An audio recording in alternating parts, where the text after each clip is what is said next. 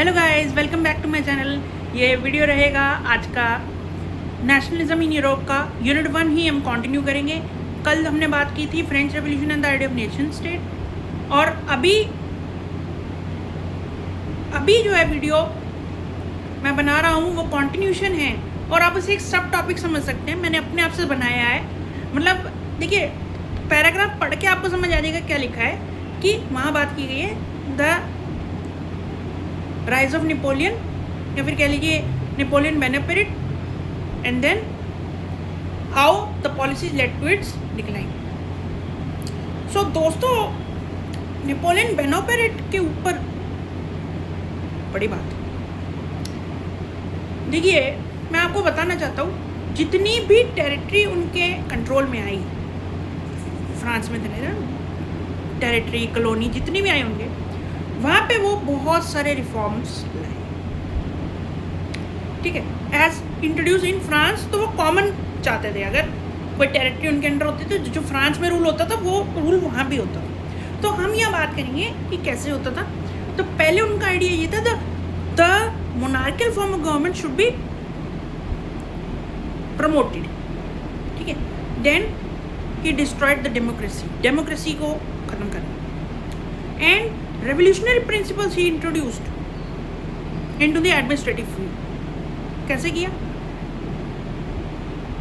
किया with the help of the code, जिसको कहा जाता है नेपोलियनिक कोड और द सिविल कोड ऑफ 1804। आप अगर बुक हाथ में है दोस्त, कहीं बगल में लिखा है अंडरलाइन कर लेने का, ठीक है, और साइड में बगल में लिख लेने का व्हाट इज 1804 सिविल कोड या नेपोलियनिक कोड। ठीक है, इसकी अब मैं आपको छोटी सी बात बताता हूँ। इसके अंडर कहा गया, इस कोड में लिखा गया कि we should take away the privileges that were by birth. जन्म के अधिकार जो हमें मिलते हैं ना, प्रिविलेजेस हमें मिलते हैं, ठीक है, वो बाय बर्थ में प्रिविलेजेस को ड्रॉप करना चाहिए।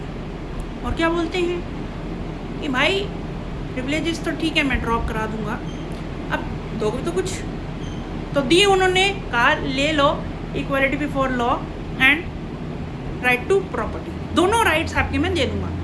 आपका इक्वालिटी बिफोर लॉ मतलब ठीक है वो दे दिया, और दूसरा क्या दिया, राइट टू प्रॉपर्टी। तो ये अगर आया एमसीक्यू में या 2 नंबर में आएगा तो दोनों पूछेगा कौन से राइट्स नेपोलियन ने दे दिया, तो याद रखना है दोनों एक ही ऑप्शन होगा, वो आपको टिक करना होगा, या फिर जो आपसे पूछ भी लेगा 2 नंबर में तो ऐसे लिखना है। तो ये चीज़ होगी। अब इस कोड को जहाँ जहाँ नेपोलियन की टेरिटरी थी, अदर कंट्रीज वहाँ भी पहुँचाया गया, जैसे स्विट्ज़रलैंड में लगाया गया, बेल्जियम में लगाया गया, और कंट्रीज़ में भी लगाया गया।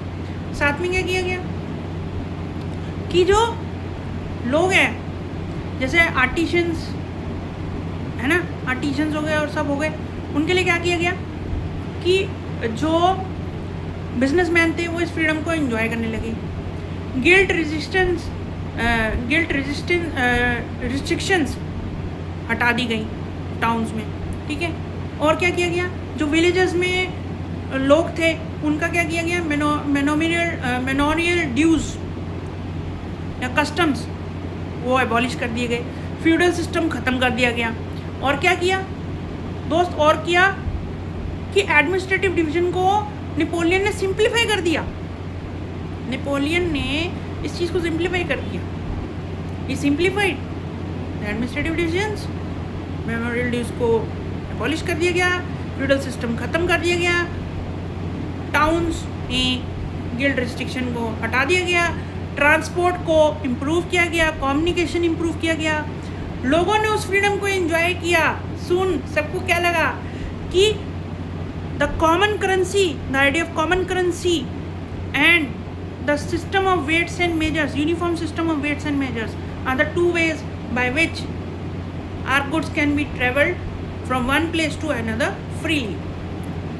लेकिन अब क्या हुआ, अब इसकी नेगेटिव साइड सुनो।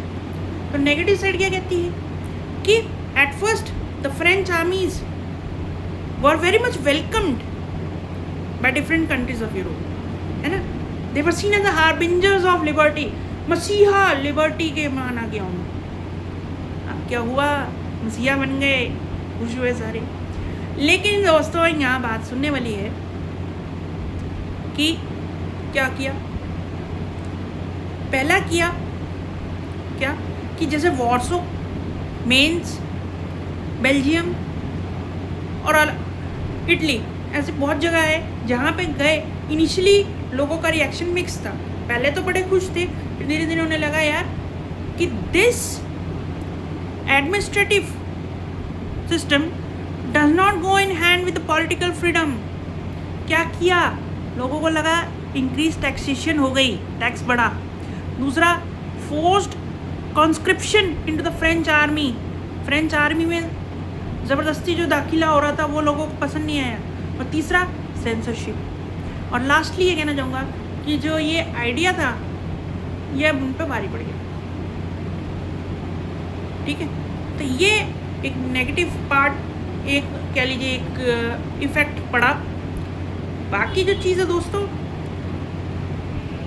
आगे वाले चैप्टर्स में समझाएंगे. और ये आज के लिए इतना ही है, ये वीडियो यहीं तक है. और याद रखना है, कंट्रीब्यूशन का पूछेगा तो नेपोलियन कोड के बारे में बताना है, सारा जो मैंने बताया सब बताना है. इफ़ेक्ट्स के बारे में पूछेगा, नेगेटिव इफ़ेक्ट्स के बारे में, या फिर क्या एक लोगों के अंदर आया वो पूछेगा. तो आपने ये 3 चीज़ें बतानी है कि फ्रेंच आर्मी में ज़बरदस्ती दाखिला कराना, कॉन्स्क्रिप्शन कराना फोर्सफुली. दूसरा क्या किया, इंक्रीज टैक्सेशन. तीसरा किया सेंसरशिप.